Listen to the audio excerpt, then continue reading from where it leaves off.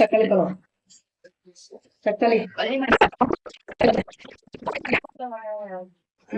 தேங்காய் கொஞ்சம், இந்த சோம்பு கொஞ்சம், பட்டை கொஞ்சம்,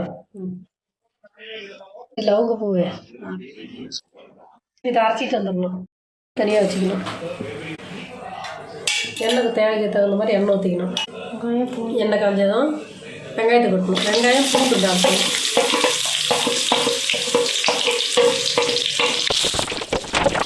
கருவேப்பிலை நாள்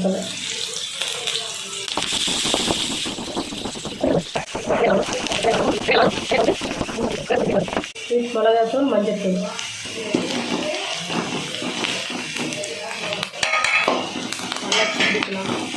நல்லா கிளறிக்கணும். இது கிளறி விட்டு அரைச்சி வச்ச தக்காளி, தேங்காய் நல்லா அதிலே ஊற்றணும். இந்த இது அரைச்சி வச்சுருந்து இதில் கொஞ்சம் தண்ணி ஊற்றிக்கலாம். தேவைக்கேற்ப தண்ணி ஊற்றிக்கலாம். நல்லா கொதிக்க விடணும். நல்லா கொதிச்சுட்டு உப்பு போட்டுக்கலாம்.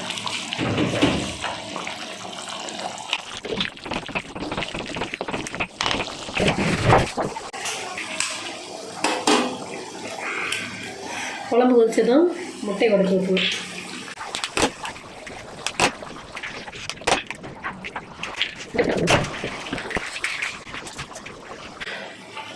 முட்டையை ஊற்றி முட்டை வெந்ததும் அப்படியே அழுங்காமல் தூக்கி விடணும் மேலே.